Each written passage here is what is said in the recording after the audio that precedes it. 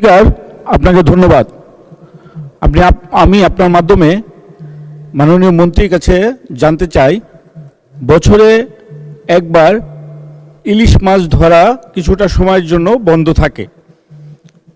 আমরা যাতে বেশি করে ইলিশ মাছ পাই সেজন্য বাংলাদেশে হাওর, খাল, বিলে যে মিঠা পানির মাছ থাকে, বৈশাখ মাসে অন্তত 15 দিন সেই মাছ ধরা বন্ধ করা যাবে কিনা সেটা মন্ত্রীর কাছে আমি প্রশ্ন রাখছি। মাননীয় মন্ত্রী। ধন্যবাদ মাননীয় স্পিকার। আমি এই মাননীয় সংসদ সদস্যকে ধন্যবাদ। এই সংসদ সদস্য মাননীয় স্পিকার জাতির অ্যাসেট হবে। এই সরকার এই মুহূর্তে যা চিন্তা করছে মাননীয় স্পিকার, এই সংসদ সদস্য অগ্রিম তা চিন্তা করে ফেলতেছে। এদেরই প্রয়োজন আগামী দিনে জাতির জন্য। মাননীয় স্পিকার, মাননীয় স্পিকার, আপনি জানেন যে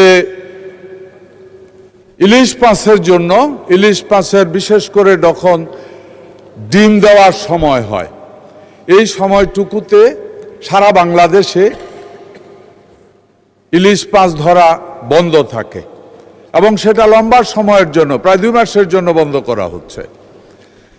এবং এই সময়ে যারা মৎস্যজীবী আছে, ইলিশ মৎস্যজীবী আছে, তারা যেন অভাবে না পড়ে, এই কারণে তাদেরকে ফ্রি চাল দেয়া হয়। মাননীয় স্পিকার, এবারে শুধু ইলিশ নয়, ইলিশ, নদী সহ সমুদ্রে পর্যন্ত এই মাছ ধরা নিষিদ্ধ করা হচ্ছে।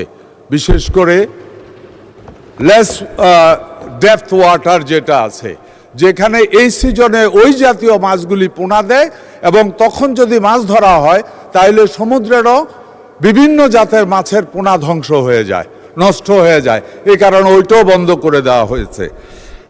উনি জানতে চেয়েছে হাওরে বা জলা মিঠা পানিতে এটা কোনো বন্ধ করার, নির্দিষ্ট সময়ে বন্ধ করার কোনো পরিকল্পনা আছে কিনা।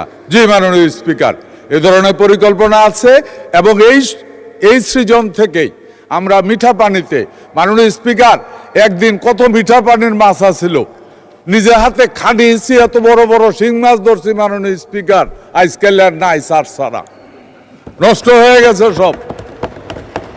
টাকি মাছ, কই মাছ কিচ্ছু পাওয়া যায় না মাননীয় স্পিকার। এর কারণে একটাই, ন্যাচারাল যে ব্রিডিং আছে এটা ধ্বংস হয়ে গেছে। এই কারণে এই সরকার, এই সচেতন সরকার, এই কৃষক প্রেমিক সরকার, সাধারণ মানুষ প্রেমিক সরকার যেটা করছে মাননীয় স্পিকার, এখন থেকে বিলের মধ্যে আমরা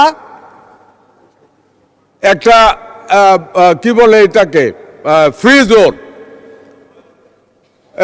অভয়াশ্রম, অভয়ারণ্য বা অভয়াশ্রম করা হইতেছে। অভয়ারণ্য এটা জলার ভিতরে, নদীর ভিতরে, খালের মধ্যে এবার থেকেই অভয়ারণ্য করা হবে এবং সেখানে মাছ ধরতে দেওয়া হবে না। যেখানে মাদার মাছ যারা আছে তারা আশ্রয় নেবে, ডিম পারবে। আগামী দিনে বাঙালি আবার তার পুরানো ঐতিহ্য ফিরে পাবে। ডুলা ভরা মাছ থাকবে, পুকুর ভরা মাছ থাকবে। মাননীয় স্পিকার, ধন্যবাদ আপনাকে।